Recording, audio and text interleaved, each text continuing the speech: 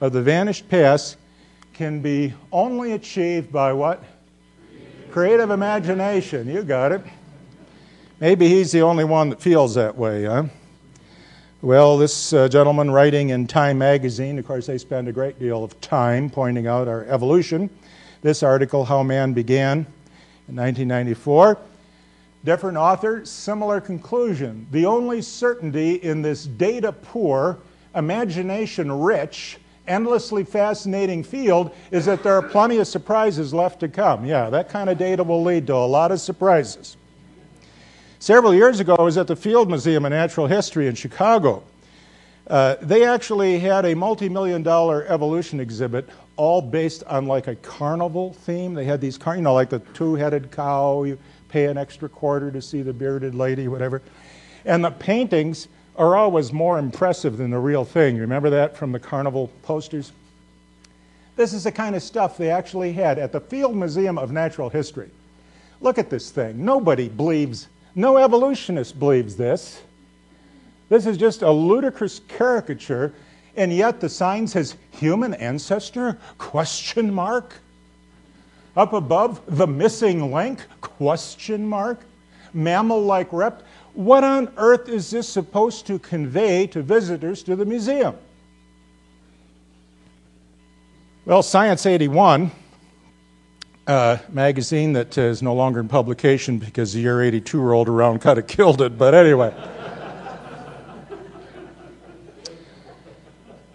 Said, in the view of many paleoanthropologists, those are the people that study fossils of human ancestry, in the view of many paleoanthropologists, the story, and there's your right word for it, never mind theory, the story of human evolution has been fictionalized to suit needs other than scientific rigor.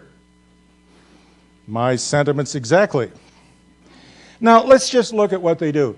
The first thing you do to convince the public that we have an evolutionary ancestor or that birds are evolved from reptiles or whatever, the first thing you do is hire an artist. And if the artist wishes to be paid, he or she will paint what they're told to paint. And this is back when Australopithecus africanus was sort of thought to be one of our human ancestors. This is clearly an ape, no longer considered to be ancestral. But let me tell you what grinds me. There's certain things in life that really irritate me. One are paintings of ape-like ancestors of man. I mean, I go through life with a posture like this. And every one of these ape men look like a Marine drill sergeant. And look at these hands. Absolutely human hands. We know for a fact these Australopithecines didn't have hands like that. I mean, that's an absolute fact, and yet look at the hands. And tools. And the contemplative gaze. It's interesting. The author said, I wanted to get a human soul into this ape-like face to indicate something about where it was headed. So the artist can convey whatever it is they wish to convey. You'll certainly see that when we look at our exhibit in St. Louis. That exhibit is based on Lucy. And this is Lucy here. Okay, you guys, there'll be no whistling. It's a 40% complete primate. That's a lot of bones for a primate. Normally you're lucky to find just a piece of mandible or some teeth or whatever. By the way, did you hear about the evolutionist that found a small fragment of molar and immediately determined that it was a human ancestor, an ape-like ancestor of man? And he really got excited. He said, wow, I wouldn't have seen it if I hadn't believed it. But so Donald Johanson is attributed as discovering this fossil. Actually, there were several other people, Morris Taib and others that were with him. We usually blow them off and just think of Johanson.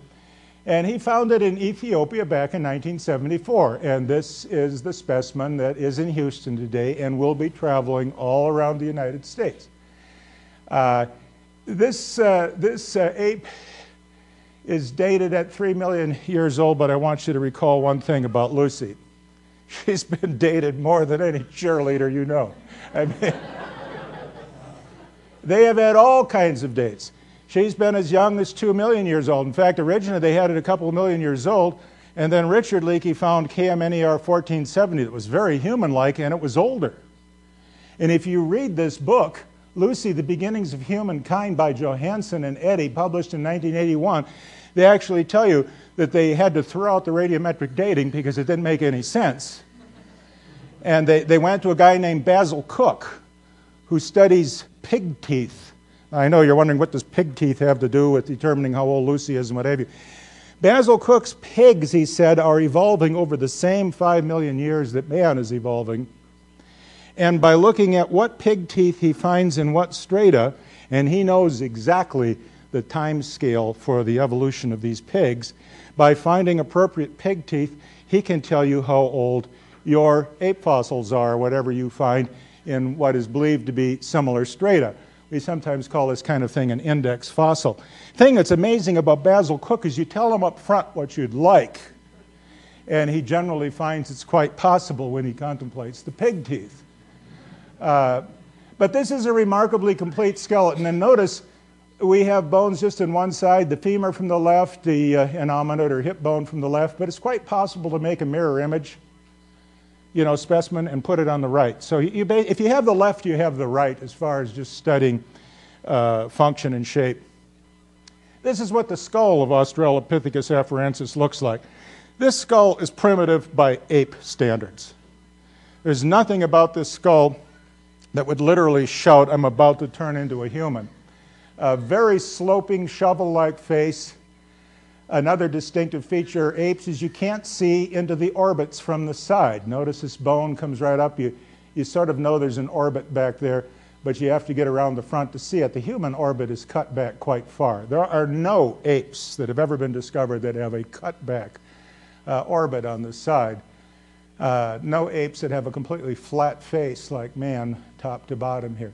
Small cranial capacity, in fact, small by ape standards. This is what you call your basic ape.